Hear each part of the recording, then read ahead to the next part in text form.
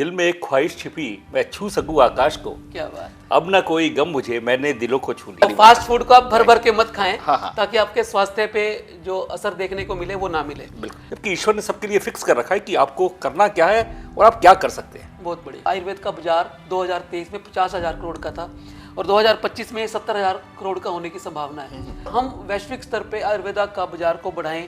स्वस्थ व्यक्ति किसको कहे? जी सर। तो सिर्फ शारीरिक स्वस्थ नहीं, मानसिक रूप से ही स्वस्थ होना चाहिए। जी सर। और इसमें मन, आत्मा और इंद्रिया भी प्रसन्न होना चाहिए कि अतिरिक्त इच्छाएं आपके रोग का कारण होती है। बिल्कुल। तृष्णा जिसको कहते हैं ना, बिल्कुल। कृष्ण ने गीता में कहा है कि सभी रोगों का कारण जो है तृष्णा है। तृष्णा है। जी 70% बीमारियां जो हैं वो लाइफस्टाइल की वजह से हैं। राइट। ठीक है।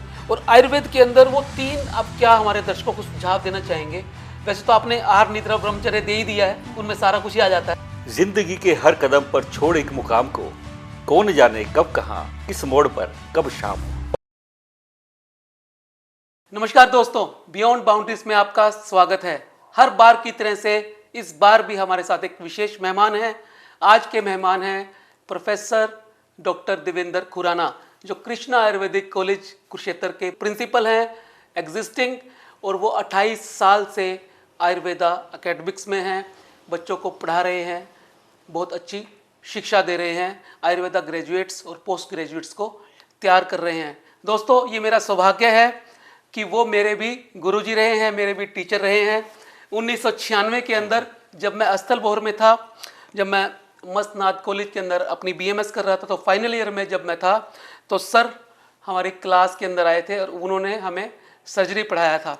तो मेरा ये सौभाग्य है कि इस बियॉन्ड बाउंड्रीज एपिसोड में वो मेरे पहले टीचर हैं जो आए हैं।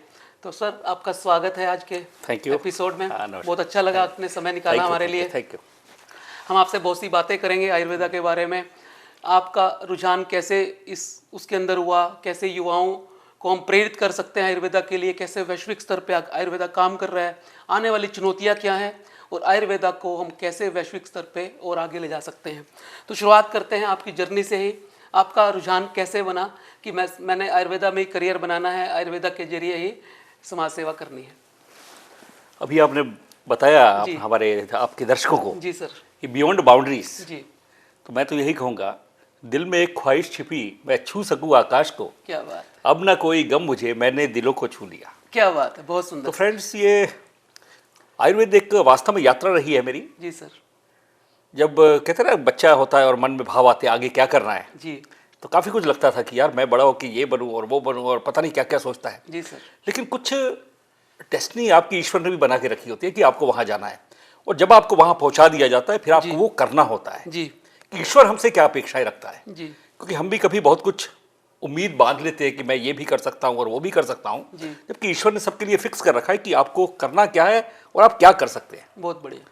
तो मेरे लिए भी ईश्वर ने फिक्स किया था। जी सर। ईश्वर को पता था उसको पहले से ही, क्योंकि ईश्वर तो ईश्वर है, कि भाई आपको ये करना है। और मुझे लगता है ईश्वर ने मुझे आयुर्वेद में भेजा और मैं इसमें आज सफल हूँ और मुझे इस पर गर्व है। तो उसी प्रेरणा से कि भाई एक माध्यम मिला मुझे। जी सर। एक एग्ज़ाम होता था उसे पास आउट करने का। मेडिकल में भी लोग जाते हैं, ये भी वो भी चिकित्सा क्षेत्र है और ये भी एक चिकित्सा क्षेत्र है। तो यहाँ मुझे भेजा गया ईश्वर के द्वारा। मैं यहाँ आया और जो पाया उसे अच्छी तरह से अपनाया और फिर उसे किया। और निश्चित रूप से अगर आप विश्वास के साथ करते हैं और श्रद्धा से करते हैं किसी भी विषय को, तो सफलता मिलती है, मेरा ये कहना है। नहीं, बहुत बढ़िया सर, आपने पहले ही प्रश्न में इतना शानदार उत्तर दिया है। दोस्तों, हर चीज़ के पीछे जब हम ईश्वर की शक्ति को जोड़ देते हैं और आदमी आभार के तरीके से सारे काम अपने करता है, आभारी होके, नतमस्तक होके सारे काम करता है, एक सर्वशक्तिमान को देखकर, समझकर, उसके इशारे पे ही अपने जीवन की यात्रा को तय करता है, तो फिर सफलता निश्चित ही आपके कदम छूती है, जैसा सर के केस के अंदर भी हुआ। सर, आयुर्वेद को खाली चिकित्सा शास्त्र नहीं, एक जीने का तरीका, एक जीने का वे माना जाता है। तो आपकी इस यात्रा के अंदर जैसे आजकल आधुनिक युग के अंदर बहुत सारी बीमारियां बढ़ती जा रही हैं, तो आयुर्वेदा के साथ हम आज के आधुनिक युग को और आज की आयुर्वेदिक चिकित्सा को एक होलिस्टिक अप्रोच के साथ कैसे देख सकते हैं? बिल्कुल, हमें आज के साथ जुड़ना होगा। जी सर। और जुड़ भी रहे हैं। जी। हमारे संस्थान के जो हम लोग कर सकते हैं हम कर रहे हैं कि हमारा स्टूडेंट आधुनिक तरीके से उसका इलाज भी करे। जी। देखिए, हम कहते जरूर आधुनिक है, जी। मॉडर्न मेडिसिन है, लेकिन तरीके जरूर आधुनिक होना चाहिए। मेडिसिन आप जो भी यूज करें, मेरे ख्याल हम लोग आयुर्वेद में तो आयुर्वेद के सिद्धांतों को मानते जी हैं सर, और जी। मानना भी चाहिए, बिल्कुल। क्योंकि नेचुरल एक प्रोसेस है जी, ट्रीट की, जी। तो उसको मानना भी चाहिए, लेकिन उसको आधुनिक तरीके से जरूर करें। जो टेक्नोलॉजी हाँ, नई आई है, जो हाँ, इनोवेशंस हुई हैं, वो जरूर अपनाएं, उनके साथ लेके। क्योंकि वक्त के साथ जब आप चलते नहीं है ना, काफी पीछे छूट जाते जी। हैं। चाहे वो अपने राष्ट्रीय स्तर पर उठाना हो या अंतर्राष्ट्रीय स्तर पर आयुर्वेद को ले जाना हो, जी। तो उसको मॉडर्नाइज तो करना पड़ेगा। जी। हम उन्हीं धल्ले पर चढ़े कि भाई ऐसा है और ऐसा था और ऐसा है, लेकिन आज क्या है, आज को हम जोड़ना है पुरातन से। जी। जब नवीन को पुरातन से जोड़ते तभी कुछ नया निकलता है ना। जी। तो हम लोग वही कोशिश कर रहे हैं। हमारे संस्थान में कई अब जो इनोवेशंस हो रहे हैं, नई नई रिसर्चेस हो रही है, हमारे बच्चे एमडी में ऐसे ऐसे टॉपिक्स ले रहे हैं, आप कल्पना नहीं कर सकते। बॉर्डर से वो कंपेयर करते हैं हम लोग, और बल्कि उसके आगे जाने का प्रयास करते क्या हैं। बात है। तो हमारा तो यही कि हमारे बच्चे बहुत कुछ सीखे, जाने और उसको उपयोग में लाए। जब तक आपका ज्ञान उपयोग में नहीं ले आएगा, देखिए हम लोग पढ़ते बहुत है, बहुत सारा मॉडर्न भी पढ़ लिया, ये भी आयुर्वेद भी, और बहुत सारा ज्ञान होता है, लेकिन ज्ञान का यूटिलाइज प्रॉपर होना चाहिए। उस ज्ञान का आप समाज में कितना उपयोग कर सकते हैं, हमारे पेशेंट्स को का कितना बेनिफिट दे सकते हैं, तभी उसका लाभ है। जब वो प्रैक्टिकल अप्रोच भी एक अच्छा चिकित्सक भी है और उसको यूज भी होगा, और आयुर्वेद को लोग जानेंगे भी। जी सर। तो मेरा तो ये है कि आयुर्वेद को जितनी आप बच्चे को नॉलेज होती है, उसकी स्किल भी होना चाहिए उसको, और स्किल का उसको यूज करना भी आना चाहिए। तो हम इसी में प्रयास कर रहे हैं। तो इस स्पेशली जो आपने स्किल की बात की, एजुकेशन के साथ साथ क्या हम स्टूडेंट्स को ये वाला इनकलकेट करने के लिए भी प्रोत्साहित करते हैं, उनके अंदर डालने का प्रयास करते हैं, तो किस तरीके से करते हैं? हाँ, इस तरह हम प्रोत्साहित ही नहीं करते, हम करवाते भी हैं। जी सर। ये स्किल हमारे यहाँ सारा है। हमारे यहाँ कई जैसे ओबेसिटी के लिए क्लिनिक चलते हैं हमारे यहाँ, जी। डायबिटिक क्लिनिक हमारे यहाँ है, मतलब स्पेशलाइज्ड मर्म चिकित्सा हमारे यहाँ है। ओके। जो मतलब एक एक अलग अलग टॉपिक है आयुर्वेद में, बट हम इसको ट्रीट करते हैं, इसके द्वारा हम ट्रीट देते हैं बच्चों को, हमारे पेशेंट्स को। जी सर। उसको कुछ नया मिले और उसको रिजल्ट्स मिले, और हमारे बच्चे इसके ऊपर प्रैक्टिस भी करते हैं और वो उसका उपयोग भी कर रहे हैं। और आज कई तो यहाँ से जो चिकित्सक निकलते हैं अपने अपने विषय में माहिर हैं। सर 2021 के अंदर एक स्टडी हुई, उसके अंदर 71% युवाओं ने ये कहा कि एलोपैथी के साइड इफेक्ट को लेके वो चिंतित हैं। WHO के भी कंसर्न कई बार हम देखते हैं, जैसे कोविड के बाद भी बहुत सारे लोगों को हार्ट की दिक्कत हुई है, ये डॉक्यूमेंटेड भी हो चुका है। इस पे R&D लगातार क्लिनिकल चल रही है। तो और आजकल युवाओं के अंदर सप्लीमेंट्स का जो लेने का जो चलन है वो बहुत ज्यादा बड़ा है। बिल्कुल बिल्कुल। तो जो हमारा प्राचीन घर का खाना होता था और एक फास्ट फूड संस्कृति आज आ गई है, तो बच्चों को, युवाओं को स्पेशली दोबारा से हम कैसे मोटिवेट करें कि वही सप्लीमेंट के चक्करों से दूर रहें, अपनी प्राचीन संस्कृति पे, प्राचीन भोजन पे दोबारा वापस आएं और इस फास्ट फूड कल्चर से बचें? मैं तो युवाओं से यही कहूँगा कि आप सरल और सहज रहेंगे, उतना आपके लिए आनंद है। जी सर। सहजता होनी चाहिए, प्राकृतिक होना चाहिए। अब आप सप्लीमेंट लेते हैं, आप जिम्स जाते हैं, सप्लीमेंट लेते हैं, एक तो देखिए पैसे का नुकसान तो आप कर ही रहे हैं। जी। अब आपको नहीं पता उस सप्लीमेंट में है क्या। जी। आप जो प्रोटीन्स नाम से ले रहे हैं, उस प्रोटीन्स में वास्तव में प्रोटीन है या नहीं, जी सर। अगर है भी तो जो भी प्रोटीन है, क्या आपके लीवर को उतनी मतलब इतनी कैपेसिटी है वो उसको डाइजेस्ट या मेटाबोलाइज कर पा रहा है? मेटाबोलाइज कर ले। हाँ? जी। आप ले तो रहे, आपको उसका कंपोजिशन भी नहीं पता, किस तरह का प्रोटीन है, जी। कौन सी ग्लोबुलिन है उसमें, आपको कुछ नहीं पता जी सर। है ना, आपकी बॉडी का अनुकूल है भी या नहीं है, जी। तो आप लिए जा रहे हैं, आपको पता नहीं है। तो मेरा कहना है कि अब आप कुछ भी करते हैं, चाहे आप खाएं, चाहे आप बोले, चाहे आप करें, सहजता से। बहुत बढ़िया। तो सहजता जरूर होनी चाहिए, सरलता जरूर होनी चाहिए। जो नेचुरल है वो आपके लिए है, वो आपके लिए ही बना है। जी। तो आप उसको नेचुरल प्रोडक्ट को लीजिए ना। हाँ, होता है ना, हमारे यहाँ रसों की भी बात की गई है। जी। 6 रस बताए गए, रसों का आनंद जरूर ले। तो रसों का आनंद केवल जीवा तक रहना चाहिए और मन तक। जीवा की संतुष्टि और मन की संतुष्टि के लिए रस होना चाहिए, पेट की संतुष्टि के लिए मत लीजिए। बहुत बढ़िया है ना, कि भाई हमें तो पेट भरना है और अब मतलब कुछ नहीं खाना, सवेरे से शादी में जाना है, ये सब नहीं होना चाहिए। हाँ, जीवा की संतुष्टि कीजिए, आनंद लीजिए और खुद का आनंद भी लीजिए और खुद को स्वस्थ भी रखिए। तो मेरा कहना है कि उतना ही लीजिए जितना आपके लिए जरूरत हो। दोस्तों, सर ने रसों की बात करी। आयुर्वेद में बता दूं आपको कि 6 रस होते हैं, मधुर, अम्ल, लवण, कटु, तिक्त, कषाय। तो सर ये कह रहे हैं कि उनको जीभ तक और मन तक रहें, वो पेट का हिस्सा ना बने। पेट का हिस्सा तो फास्ट फूड को आप भर भर के मत खाएं, ताकि आपके स्वास्थ्य पे जो असर देखने को मिले वो ना मिले। बिल्कुल सर, 60% लोग आयुर्वेदिक दवाइयों को एलोपैथी के साथ साथ लेते हैं, लेकिन अभी भी मुख्य धारा में आयुर्वेदा को हम लोग ला नहीं पा रहे हैं। सरकार की भी कोशिशें जारी हैं, आप लोगों के स्तर पे भी बहुत प्रयास होते होंगे, जो प्राइवेट चिकित्सक है वो भी अपने अपने स्तर पे कोशिश करते हैं। तो किस तरह से हम इस चीज को मुख्य धारा में ला सकते हैं? आपका क्या ओपिनियन है इसके बारे में? देखिए, हमारी संस्कृति का एक भाग है और अच्छी चिकित्सा पद्धति है। जी। सिर्फ संस्कृति का भाग होने से कुछ नहीं जी। होता। वास्तव में अच्छी चिकित्सा पद्धति है, जी। नेचुरल पद्धति है, आपके अनुकूल है, तो इसको मुख्य धारा में आना चाहिए। और सरकार भी प्रयासरत है, जैसे आपने बताया। जी सर। मोदी सरकार तो काफी इसमें बिल्कुल, बिल्कुल सर, पूरी बहुत- तरह से बहुत काम समर्पित हो- है इस काम के पूरा लिए। आयुष पूरा आयुष- मंत्रालय बना दिया अलग से। राइट, पूरा मंत्रालय बनाया गया या- है। तो सरकारें कोशिश कर रही है, सिर्फ सरकार की कोशिश करने से कुछ नहीं होगा। जी सर। जब तक आम जन इससे सेटिस्फाई नहीं होगा, जी सर। उसको आम जन को जब तक रिजल्ट्स नहीं मिलेंगे, तब तक मुझे लगता है इसका कोई फायदा नहीं होगा। और रिजल्ट कौन देगा? हम आप देंगे। जी जी बिल्कुल। चाहे वो शैक्षणिक पद पर हो या किसी रिसर्च इंस्टीट्यूट में हो या हमारे स्टूडेंट्स हो, जी सर। जब तक वो करके नहीं दिखाएंगे, रिजल्ट ओरिएंटेड चीज नहीं होगी, देखिए किसी को विश्वास नहीं होगा। जी तो आप जो सीख रहे हैं उसको आप यूटिलाइज जरूर करें। और जो हम सिखाते हैं, क्योंकि मैं इतने काफ़ी समय से इस पद पर भी हूँ और जी सर। शैक्षणिक जो प्रोसीजर्स है उससे जुड़ा हुआ हूँ, तो मुझे लगता है कि हम लोग बहुत कुछ दे रहे हैं बच्चे को।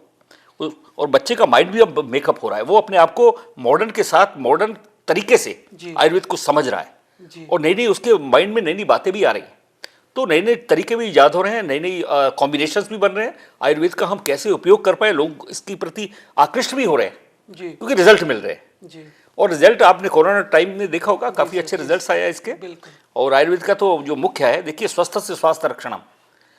मैं तो कहता हूं कि अगर आप सिर्फ इतना ही एक पार्ट कर ले आयुर्वेद का, स्वस्थ के स्वास्थ्य का संरक्षण, to preserve the health of healthy person, आप उसकी हेल्थ को केवल प्रिजर्व ही करिए तो देश का जो इतना जो बजट है हेल्थ का, काफी कम हो जाएगा। मॉडर्न मेडिसिन की या एलोपैथिक मेडिसिन की हमें जरूरत ही नहीं पड़ेगी। बिल्कुल सही सर। भाई, हमें जरूरत क्या है? जब वास्तविक और नेचुरल तरीके से हम स्वस्थ हैं तो हम क्यों लें? दोस्तों, कहा भी गया है prevention is better than cure. Right. अगर हम उसको रोक ही लें हाँ। तो हमें क्योर पे क्यों जाना पड़ेगा? बिल्कुल बिल्कुल तो बिल्कुल आयुर्वेद उसमें एक बड़ी भूमिका निभा सकता है। बिल्कुल। और जो मैं आज बात चल ही रही है तो जरूर कहूंगा जी सर। कि देखिए, जब हम पढ़ते हैं आयुर्वेद में, आप भी आयुर्वेद से हैं, जी संचय, प्रकोप और ये सारी बातें होती है। और वृद्धि और क्षय भी मैं दर्शकों को बताना चाहूंगा, ये जी सर, बताया जी गया सर, जी। ये प्राथमिक स्तर पर होता है। दोष जब बढ़ते हैं, दोष हमारे यहाँ है कुछ जो हमारे आप बेसिक प्रिंसिपल्स है आयुर्वेद के, जब ये बढ़ते या कम होते हैं, अगर उस वक्त हम ध्यान दे लें, जी उस वक्त अगर हमें ये जान ले कि कौन सा दोष किन स्थिति में बढ़ा है, तो मुझे लगता है उन कंडीशंस को अगर हम सुधार दें जी तो आगे वो रोग नहीं बन पाता, आपकी डिसीज हो ही नहीं सकती। जी तो मुझे लगता है सारे आयुर्वेदिक प्रैक्टिशनर को या आयुर्वेदिक चिकित्सकों को, हर व्यक्ति का, इस तरह से जो भी पेशेंट हो या ना हो, अगर उसके दोष बढ़ रहे हैं, सामान्य या विशिष्ट, उस पर ध्यान जरूर देना चाहिए कि अगर आपके पास आए उसको पहचानिए और उसको वहीं का वहीं सबसाइड कर दीजिए। सर, इसी से एक निकलता हुआ प्रश्न ये उठता है कि अभी हाल ही के अंदर हमारे आयुष मंत्रालय ने परीक्षण के ऊपर काम राइट। शुरू किया है। बिल्कुल, और बिल्कुल। आपके प्रश्न से ये जुड़ता है, हाँ जी। तो उसका क्या प्रभाव पड़ने वाला है? और हम लोग जनरल प्रैक्टिशनर जो हैं, जो आयुर्वेदा में काम करने वाले लोग हैं, सरकार अपने स्तर पे कर रही है, राइट। तो हम किस तरह से इस अभियान से जुड़ सकते हैं? ये बहुत अच्छा अभियान है, सरकार के द्वारा लिया गया एक बहुत महत्वपूर्ण इनिशिएटिव है। जी सर। ये मोदी जी की आयुर्वेद के प्रति निष्ठा को बताता है। जी सर। और ये राष्ट्रीय आयुर्वेद दिवस के दिन ही इसकी घोषणा की गई है मोदी जी के द्वारा। जी तो प्रकृति परीक्षण, प्रकृति है क्या? आयुर्वेद में प्रकृति जो हम नेचर को समझते हैं वो नहीं है। इट्स, मैं तो कहूँगा कि आपकी जो सहजता है, जो सरलता है, या बॉडी का जो कॉन्स्टिट्यूशन है, हमारा अस्तित्व, एग्जिस्टेंस, हम क्या हैं? हाँ, जो प्रारंभिक कृति है आपकी, जी, मैं तो जी, ये कहूँगा, जी। प्रकृति मतलब आपकी प्रारंभिक कृति, जी। जो नेचुरल कृति, जैसा आपने आपको ईश्वर ने बनाया जी। है, जो आप जी। हैं, वो आपकी प्रकृति है। जी। अब आपकी प्रकृति क्या है, उसी के अनुसार ही आपका बॉडी स्ट्रक्चर होगा, जी। बॉडी कॉन्स्टिट्यूशन होगा, जी। आपके हाव भाव विचार जी। सब बॉडी के अकॉर्डिंग ही होगी। जी सर। तो उसके अकॉर्डिंग अगर हम ये समझ लेते हैं कि भाई ये व्यक्ति ऐसा है, भाई मुझे पता है ये व्यक्ति फला प्रकृति का है और इसको गुस्सा आ जाएगा, तो मुझे पता है इसको गुस्सा आ जाएगा, नेचुरल है ना, जी, तो मैं उसके हो तो हम उससे व्यवहार वैसा करेंगे, वैसा करेंगे। वैसा मुझे पता है कफज है, शांत है, ये एक्साइट नहीं होगा, मैं उससे वैसे बात करूंगा। वैसे बात करूंगा। तो अगर हमें समझ ले प्रकृति कैसी है, तो हम उसके मनोभावों को भी जान सकते हैं, जी शारीरिक उसकी डिसीजेस को भी जान सकते हैं जी। कि इस प्रकार के प्रकृति में इस प्रकार के रोग होने वाले हैं, इसकी पॉसिबिलिटी है इस प्रकार के रोगों की।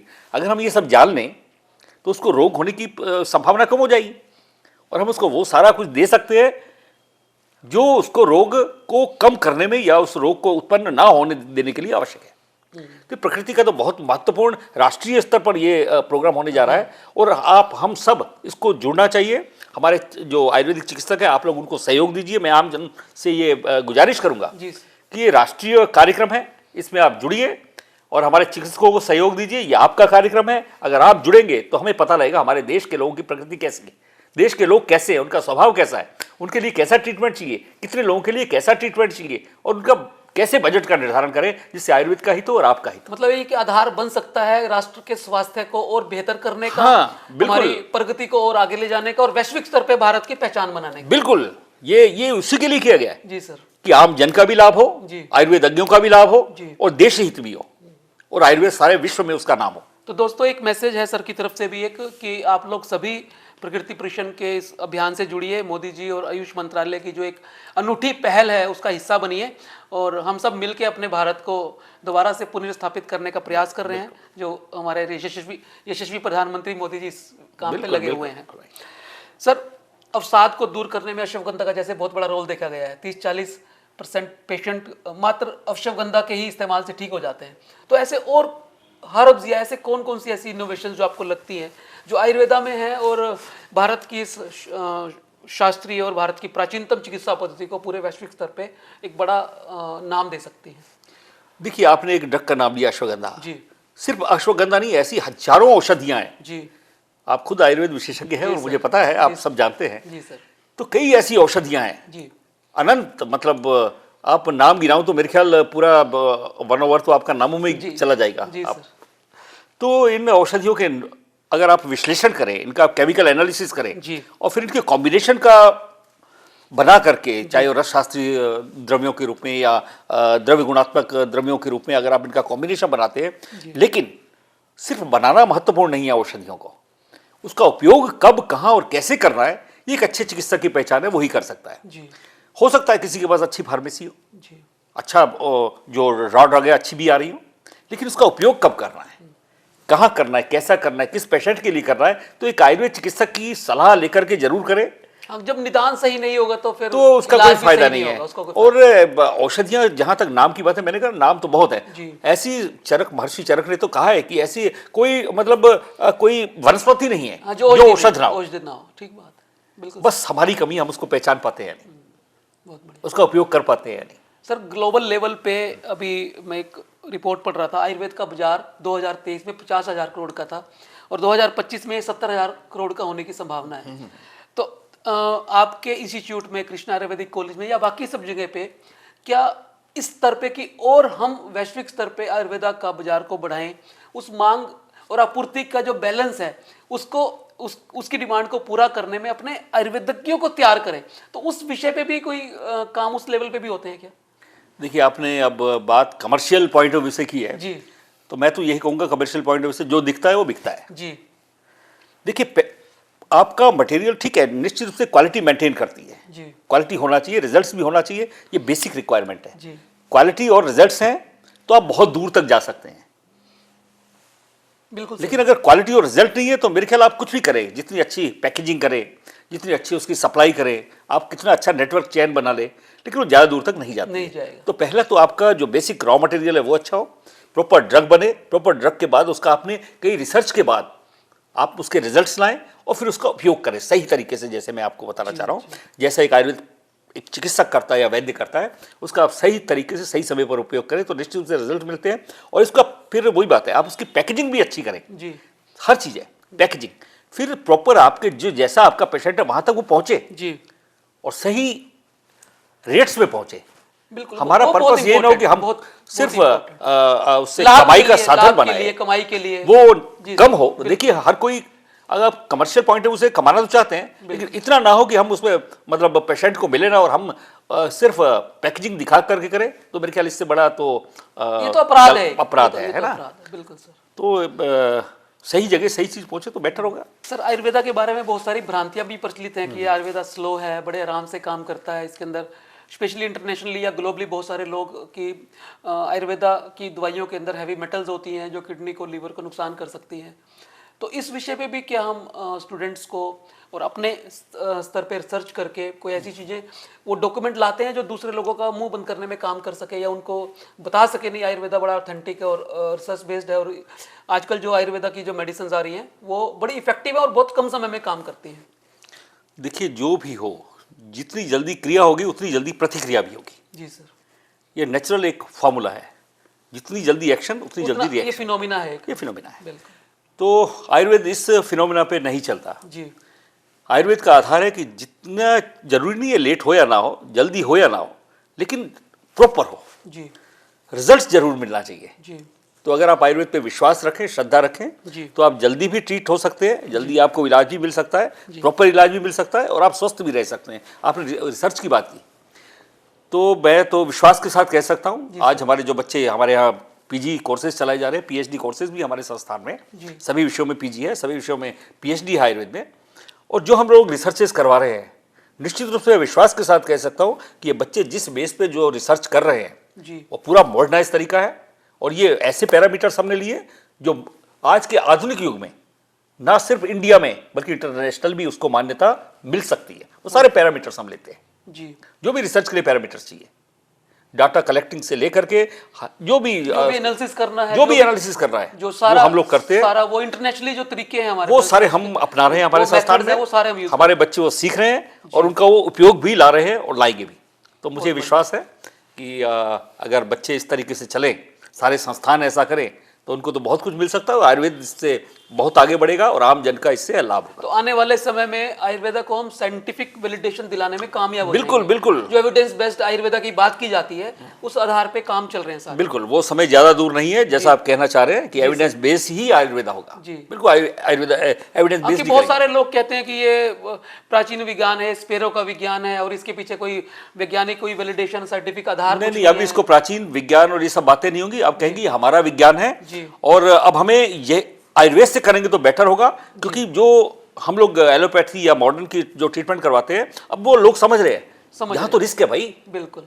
हाँ, एक वही बताया ना, एक्शन का रिएक्शन, यस, तो उसका रिएक्शन बहुत होने वाला है।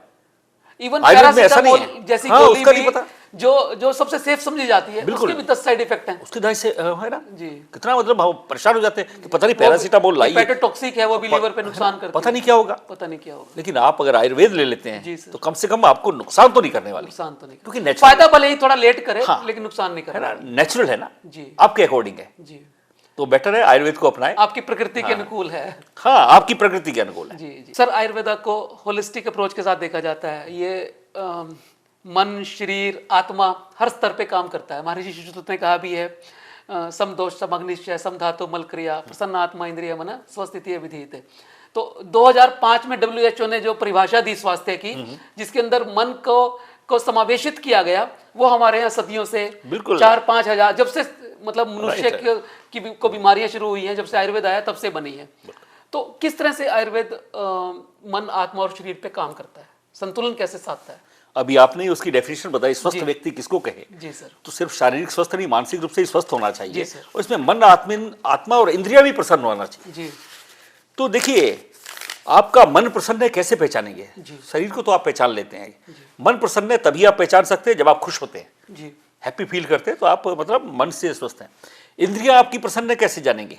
इंद्रिया पटुत्वम, उसकी अलर्टनेस, एक्यूरेसी, जब सेंस ऑर्गन्स प्रॉपर काम करते हैं तो आपकी इंद्रिया प्रसन्न है। सही रूप से आप देख पाते हैं, स्मेल कर पाते बिल्कुल हैं, सुन बिल्कुल, पाते बिल्कुल हैं। आपकी इंद्रिया प्रसन्न है। जी। लेकिन आत्मा प्रसन्न है ये कैसे जानेंगे? जी। आत्मा प्रसन्नता का सबसे उत्तम उपाय है जी। सेटिस्फैक्शन, क्या संतुष्टि। बात, क्या बात, बहुत अगर आप संतुष्ट है आपकी आत्मा प्रसन्न है। क्या बात है, बहुत बढ़िया। तो आयुर्वेद यही बताता है कि ये सारी चीजें सिर्फ शारीरिक रूप से नहीं, मानसिक रूप से भी आप देखिए, क्या आप प्रसन्न है, जी क्या आपकी इंद्रियां काम कर रही हैं, क्या आप सेटिस्फाई हैं? जी, अगर सेटिस्फाई नहीं है तो आप स्वस्थ नहीं है। बहुत बढ़िया। तो हम तो वही है ना, आयुर्वेद हम क्या मतलब आयुर्वेद का दूरगामी एक सोच संपूर्ण है। स्वास्थ्य की जो संपूर्ण परिभाषा स्वास्थ्य, है, हाँ। वो हमारे यहाँ पे वो हमारे यहाँ है, जी। और इसको संपूर्ण स्वास्थ्य बनाए रखें। जी व्यक्ति शारीरिक रूप से स्वस्थ ना रहे बल्कि मानसिक रूप से प्रसन्न भी रहे, खुश भी रहे और संतुष्ट भी रहे, ये हमारा एक लक्ष्य है। बहुत और इसके लिए तो हम लोग सिर्फ आयुर्वेद की चिकित्सा तो करते ही हैं, आयुर्वेद में योग का महत्व भी बताया गया है। जी हम लोग योग को भी जहाँ जहाँ आवश्यक होता है हमारे पेशेंट्स के लिए, जी। हम इसको योग को भी इस पे इन्वॉल्व करते हैं, क्योंकि बिना आयुर्वेद- मन की प्रसन्नता जी, के जी। वो सब योगस्य चित्तवृत्ति हाँ। निरोधम। तो योग जो है वो मन चित्त से की जुड़ा वृत्ति, है, हाँ, बिल्कुल, और आयुर्वेद तो जब मानसिक उसने अपने व्याधियों को अंदर दूर करना ही दूर करना है, तो हम लोग इसको जोड़ के भी देखते हैं। जोड़ के देखते हैं। तो निश्चित रूप से आयुर्वेद और योग को सभी को अपनाना चाहिए, मैं तो यही कहूँगा। सर, कोई एक आयुर्वेद का सिद्धांत जो आप हमारे दर्शकों को समझाना चाहें और ये चाहें कि वो अपने जीवन में उसको आज से शुरू कर दें, कोई एक सिद्धांत आयुर्वेद का? जैसे त्रिदोष है या कोई भी जो आपको लगता है कि उनको? नहीं, मुझे जो लगता है डॉक्टर साहब, मुझे जो लगता है एक जो है आहार निद्रा ब्रह्मचर्य, जी सर। तो त्रिविध उपस्तंभ बताए गए हैं। उपस्तंभ, 3 उपस्तंभ आयुर्वेद के हैं दोस्तों, उनकी सर बात कर रहे हैं। जैसे पिलर्स होते हैं, सब पिलर्स हैं जी जिन्हें हम उपस्तंभ भी कहते हैं, बेसिक्स हैं। जी आहार, निद्रा और ब्रह्मचर्य। बहुत बढ़िया। अगर आप आहार की बात करें, जी सर। अगर आप आहार ही प्रॉपर कर लें, कब खाना, क्या खाना, क्यों खाना, कैसे खाना और क्या हमारे अकॉर्डिंग है वो खाना, ये समझ लें, तो मुझे लगता है आधी से ज्यादा बीमारियां तो आपकी यहीं खत्म हो जाती हैं। बहुत बढ़िया। दूसरा निद्रा, जी। प्रॉपर समय पे सोना, जी। समय पे जागना जी और कितना सोना, ये सब आपको पता होना चाहिए। बिल्कुल बिल्कुल। और तीसरा ब्रह्मचर्य की बात कर सकते हैं जी कि हमें जो हमारे एक्शंस जो हैं, हमारे जो डिजायर्स जो हैं, जी, चाहे वो सेक्सुअल डिजायर्स हो या जो भी आपकी जो डिजायर्स हैं, चाहे वो मटेरियल डिजायर हाँ, जो भी आपके जी, डिजायर्स जी हैं, सर, जी। उन पर नियंत्रण जरूर रखिए। देखिए, अतिरिक्त इच्छाएं आपके रोग का कारण होती है। बिल्कुल तृष्णा जिसको कहते हैं ना, बिल्कुल बिल्कुल। कृष्ण ने गीता में कहा है कि सभी रोगों का कारण जो है तृष्णा है। तृष्णा है, जितनी तृष्णा कम, इच्छाएं कम होंगी उतनी बीमारियां कम होंगी, सभी रोगों का कारण तृष्णा है। जी सर। तो अतिरिक्त इच्छाएं मत रखिए, जी। इच्छाएं रखिए, ऐसी इच्छाएं रखिए जिन्हें आप पूरा कर सकें जी। और जिसको आप ईश्वर से मांग सकें। जी ये नहीं कि मेरे को तो बहुत कुछ चाहिए, आपकी इच्छा तो बहुत है, लेकिन आप करना भी, उसको आप मतलब पचा भी सकें, उसके अकॉर्डिंग आप उसके कर्म भी according आप करें। कर्म भी करें ना। Yes. कि मैं तो चाहता हूं लेकिन करूंगा नहीं, ऐसा नहीं हो सकता ना। जी जी तो जो आप चाहेंगे वही आप बनेंगे और वही आप करेंगे, तो बेटर है, आपके लिए भी अच्छा है। तो आहार, निद्रा और ब्रह्मचर्य का पालन आप जरूर करें। बहुत बढ़िया दोस्तों, ये बहुत शानदार बात सर ने कही कि जो आयुर्वेद के अंदर उपस्तंभ माने जाते हैं उनको आप अपने दिनचर्या में इनकलकेट करें। आहार का ध्यान रखें, नींद का ध्यान रखें, 8 घंटे की नींद। आजकल WHO भी कहता है कि 8 घंटे की एक अच्छे स्वास्थ्य के लिए नींद जरूरी है। और नियत समय पे उठें, नियत समय पे सोएं। क्या खाना है क्या नहीं खाना है, आयुर्वेद के अंदर हमारे बहुत अच्छे से इस बात को बताया गया कि क्या निषेध करना है। जैसे नक्तम ददीन है बुंजीत, रात को दही नहीं खानी चाहिए। ऐसी बहुत सारी चीज़ें हैं, कब क्या खाना है, कैसे खाना है। और आजकल तो हम एक शादी में जाते हैं तो वहाँ पे आइसक्रीम भी है, कुछ भी। दूध भी है, दही भी है और पता नहीं क्या क्या चीज़ें हम खाते हैं, मतलब 50 तरह की चीज़ें हम खा लेते हैं शादी के अंदर। तो वो विरुद्ध आहार है, सारे एक दूसरे से मिलकर बीमारियां पैदा करते हैं। तो इन बातों का सर ने कहा बहुत अच्छी तरह से आप ध्यान रखें। 70% बीमारियां जो हैं वो लाइफस्टाइल की वजह से हैं। राइट। ठीक है। और आयुर्वेद के अंदर वो 3, आप क्या हमारे दर्शकों को सुझाव देना चाहेंगे? वैसे तो आपने आहार, निद्रा, ब्रह्मचर्य दे ही दिया है, उनमें सारा कुछ ही आ जाता है कि उससे लाइफस्टाइल डिसऑर्डर अपने आप ही ठीक हो जाएंगे। इसके अलावा फिर भी और कोई आपको लगता है कि कोई सुझाव इस मन से आप देना चाहें कि वो स्वस्थ रहें और बढ़िया तरीके से अपने जीवन को चला सकें? देखिए, मैंने पहले भी आपको बताया, जी उतना खाएं जितना आवश्यक हो। जी सर। खाएं, शरीर के लिए खाएं, जी मन के लिए खाएं, स्वाद के लिए मत खाएं। जी ये मैंने आपको पहले ही बताया। जी सर। और जब आप स्वाद के लिए खाते हैं तो आपके लिए नुकसानदायक होता है। जी तो बहुत कुछ है आयुर्वेद में और आप इसको अपनाएं। और डिजीज बढ़ रहे हाँ, हैं। लाइफ स्टाइल जो डिसीज है, जी तो अपनी लाइफ स्टाइल को मेंटेन जरूर रखें। जी देखिए, एक्सरसाइज करना बहुत जरूरी है। जो हम खाते हैं उसका यूटिलाइज होना चाहिए। एक्सरसाइज करिए। आजकल बच्चे जिम वगैरह भी जाते हैं, उसकी कोई जाने की इतनी आवश्यकता नहीं है, लेकिन हाँ, एक शौक है और ठीक है, जाना चाहिए। खेलें जरूर, हाँ, स्पोर्ट्स पे अपना अपना ध्यान एक दें, जीवन खेलें में। और समय के अनुसार चलें, जी वक्त के अनुसार चलें। और फिजिकल फिटनेस तो बनाए और मानसिक फिटनेस भी अपनी बनाए। जी और जो है कि भाई अपना जो शक्ति के अनुसार काम करें, जी। सरलता से काम करें, खुश होकर काम करें। दोस्तों, यदि आप जीवन को सही तरीके से जीना चाहते हैं, स्वस्थ रह के अपनी जीवन को बिताना चाहते हैं, खुश रहना चाहते हैं, सफल होना चाहते हैं, तो सर की बातें जैसे उपस्तंभ बताए, आहार, निद्रा, ब्रह्मचर्य, और फिर लाइफस्टाइल को ठीक रखें, स्पेशली फिजिकल एक्टिव रहें। क्योंकि अभी एक लेंसेट की रिपोर्ट आई है, अभी 3-4 महीने पहले ही। लेंसेट एक यूके की बड़ी हेल्थ की बड़ी जानी मानी पत्रिका है। उस रिपोर्ट के मुताबिक भारत के 56% लोग WHO की जो रिकमेंडेशन है 150 मिनट पर वीक की, उतना भी एक्टिव नहीं है। वो लेजी की कैटेगरी में आते हैं। और हमारा नंबर दुनिया के 200 में से 200 देश दुनिया में है, तो लगभग 150वें पे हम हैं। तो आप देखिए कि कितने हम सुस्त हैं। कि हमारे से बढ़िया तो पाकिस्तान के लोग हैं और वो पाकिस्तान के लोग हमसे बेहतर हैं। तो दोस्तों, थोड़ा सा फिजिकल एक्टिव रहेंगे तो वो आप बीमारियों से भी बचेंगे और स्वस्थ भी रहेंगे और सफल भी रहेंगे। सर, चलते चलते आप हमारे स्टूडेंट्स जो आयुर्वेदा के हैं, जो अपने करियर के अंदर बहुत अच्छा करना चाहते हैं, जो अभी BMS कर रहे हैं या PG कर रहे हैं, पोस्ट ग्रेजुएशन कर रहे हैं, आयुर्वेदा में MD कर रहे हैं, उनके लिए क्या संदेश देना चाहेंगे? देखिए, जो आयुर्वेदा कर रहे हैं, बीएमएस कर रहे हैं या एमडी कर रहे हैं, उनके लिए संदेश तो यही है कि आप करें और मन लगा के करें। आप लकी हैं, सौभाग्यशाली हैं कि आप आयुर्वेद में आए हैं। आयुर्वेद के विषय में आप जानते हैं, जैसा कि पहले बताया कि हमारी संस्कृति का ही भाग नहीं है, जी सर। एक नेचुरल चिकित्सा है। जी। तो आप अगर आयुर्वेद को अपनाया है तो इसको अपने आप पर भी विश्वास रखें, आयुर्वेद पे ही विश्वास रखें। आप आयुर्वेद में बहुत कुछ कर सकते हैं, बहुत रास्ते खुले हुए हैं। आज पूरा देश, पूरा विश्व आपकी ओर बहुत बहुत उत्सुकता के साथ उत्सुकता के साथ आपको देख रहा है और बहुत आप पर विश्वास भी कर रहा है।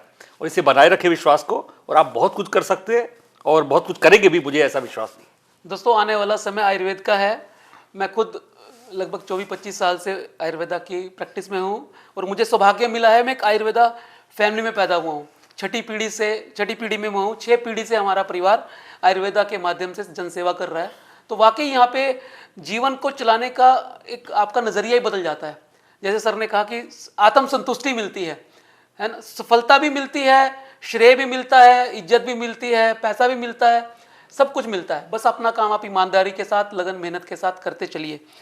दोस्तों, आपको बता दूं कि हमारे सर, मेरे गुरुजी प्रोफेसर खुराना एक बहुत अच्छे शायर भी हैं और बहुत अच्छे गायक भी हैं, लिखते भी हैं, कविताएं कहानियां भी लिखते हैं। तो सर, 2-4 लाइनें कुछ आप हमारे दर्शकों को सुनाना चाहें? कोई गाना या कोई कविता, जो भी आपको अच्छा लगे। जिंदगी के हर कदम पर छोड़ एक मुकाम को, कौन जाने कब कहाँ किस मोड़ पर कब शाम हो। क्या बात है। तो ये तो शायरी है और थोड़ा सब गाने की 2-4 लाइनें कोई जो आपके दिल के करीब गाना हो। अब गाना आपने अचानक बोल ही दिया है। जी सर। तो जो मुझे प्रिय लगता है, जी। एक प्यार का नगमा क्या है, बात है।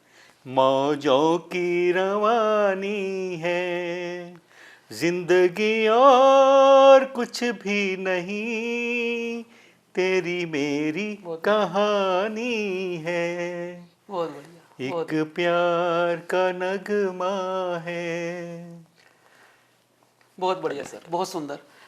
तो बहुत एक शानदार व्यक्तित्व हमारे बीच आ जाए तो मैं अपने आप को भी सौभाग्यशाली समझता हूँ, इस मंच को भी सौभाग्यशाली समझता हूँ और सर का शुक्रिया करता हूँ कि उन्होंने अपने बड़े व्यस्तम समय में से हमारे लिए समय निकाला और हमें बहुत सारे इंसाइट्स दिए आयुर्वेदा के बारे में और ऐसी बातें कही जो आम जीवन के अंदर हम उन्हें अपना के अपने जीवन को सुंदर, सफल और स्वस्थ बना सकते हैं।